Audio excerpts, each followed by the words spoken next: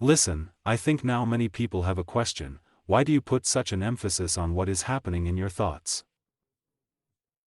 After all, many people think that the main thing is not to do anything like that in reality, but in your head you can twist anything in your thoughts.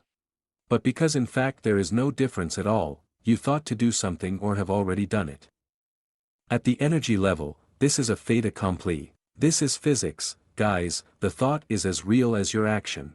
And if we proceed from the fact that the primary is still the world of information energy, and at first any event takes place at this level, and only then it is realized at the level of our rough material world, then it would even be more correct to say that the invisible side of human life is of paramount importance. That is, what thoughts, desires he lives with and what images he turns in his head. When you dream, you suck your secret thoughts in your head, fantasize. You're creating an image. And this, most likely, you do not even imagine what an image is.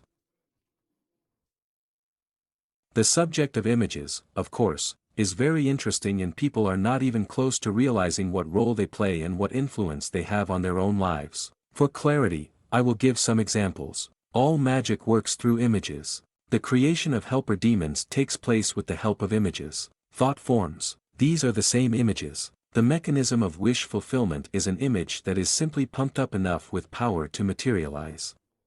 That is, images are a very effective tool for influencing the surrounding world and a key tool in magic.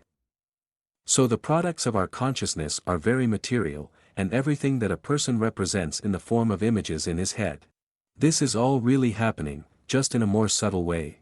Whether this image materializes or not depends on the person, how much he is willing to pay for it. Well, it depends on how profitable it will be for the higher powers to give it to you. And the fact that thought is material has long been experimentally proven by the same Kroholev, for example, who successfully photographed thought images. So far, physics is only getting closer to explaining the nature of images and how people can use them to influence the world around them and each other. But there are already some advances in this direction. So, for example, in experimental conditions, attempts are made to fix the location of images formed by people at a specific point in the room with devices. That is, the experimenters do not know where, in what place of the room the subject will represent the image of a person. But the instruments accurately record it by changes in space. In this place there is a kind of phantom or, in their terminology, a microleptonic clot. Also in our time, there is a theory according to which all images, thoughts and the life path of a person continues to exist next to his physical body in the form of standing lepton waves, or, more simply, in the form of holograms. That is, in simple terms, everything that a person has created in his head, all images are actually created and remain with a person until the end of his life.